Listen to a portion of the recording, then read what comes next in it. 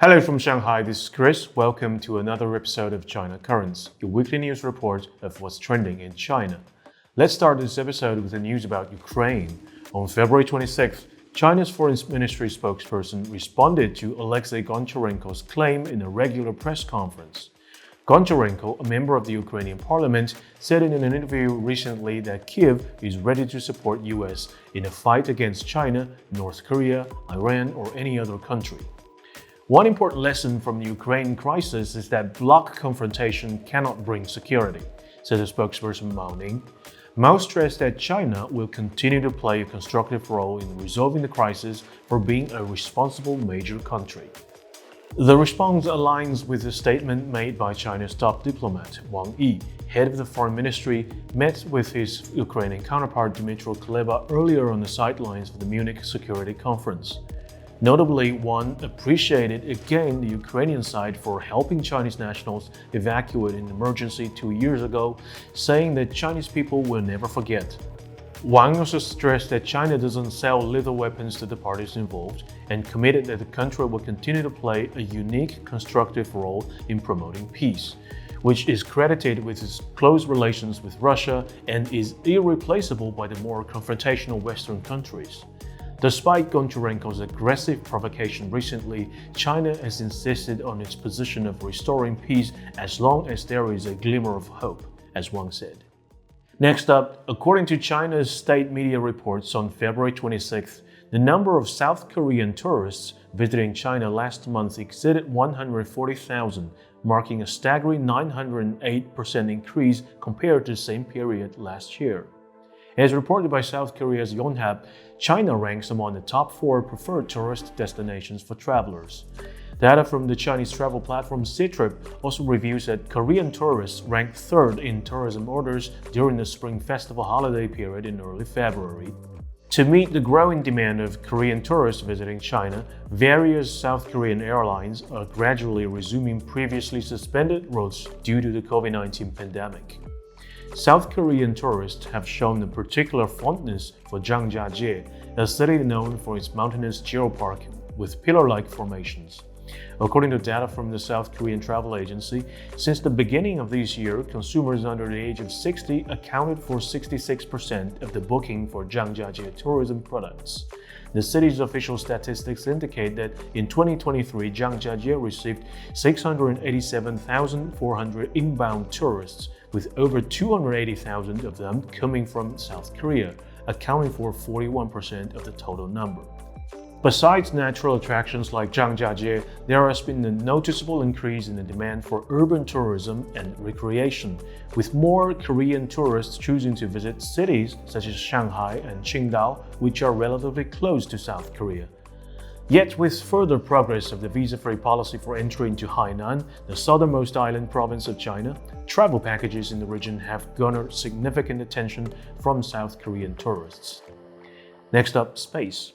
China's space station is set to enter a regular operational mode as it progresses toward becoming a permanent fixture in space.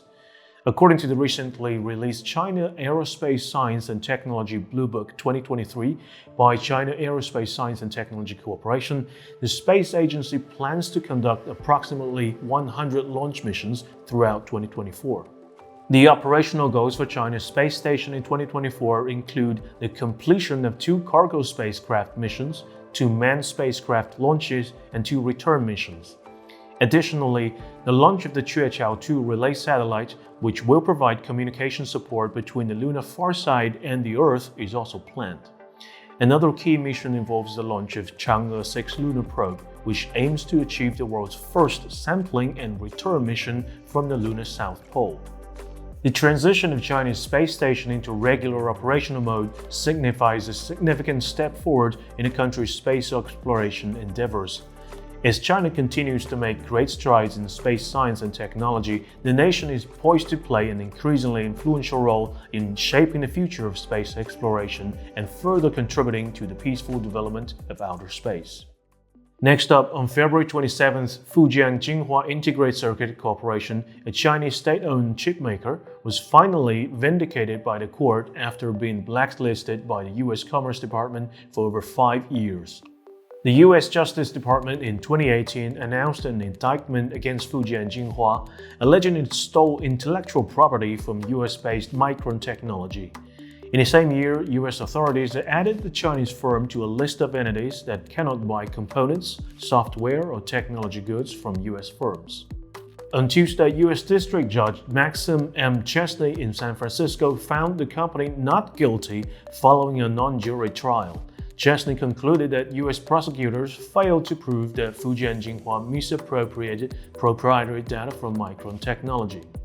He Wei-wen, a senior fellow from the Center for China and Globalization, points out that many allegations raised by the US against China might be overturned if they were actually heard in US court system, as a lot of allegations have been fabricated and based on inference. Next up, on the 28th, Qin Taishi, former president of Taiwan Islands Industrial Technology Research Institute, Bern Lin, former vice president at TSMC, and Chang Tai-shie, professor of economics at the University of Chicago Booth School of Business, jointly published an article titled "How America's Chip Act Hurts Taiwan." They unanimously believe that the global semiconductor industry was originally a scientifically specialized industrial chain where each segment focused on its own expertise. This not only fosters technological advancements, but also serves as a risk mitigation strategy. However, under Joe Biden's CHIP Act, the subsidies provided by the United States may seem substantial, but they are insufficient to build another semiconductor ecosystem. In terms of chip manufacturing, specialized expertise and skilled workers are crucial. While the United States excels in chip design, it lacks the willingness or technology for chip manufacturing. TSMC's factories in the United States suffer from a shortage of workers, resulting in the production cost being 50% higher than those on the Taiwan island. Meanwhile, the United States is promoting semiconductor manufacturing localization through the CHIP Act. The US Department of Commerce plans to provide Intel with $10 billion subsidy, while TSMC not only receives a significantly smaller subsidy compared to Intel, but also may face delays in receiving the funds. In light of these comparisons, many Taiwanese believe that the United States is attempting to gain control over TSMC's technology through the CHIP Act.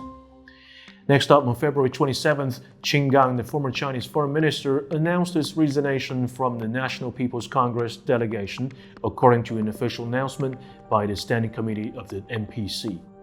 The annual session of the National People's Congress and the Chinese People's Political Consultative Conference, collectively known as the Two Sessions, are scheduled to commence next week.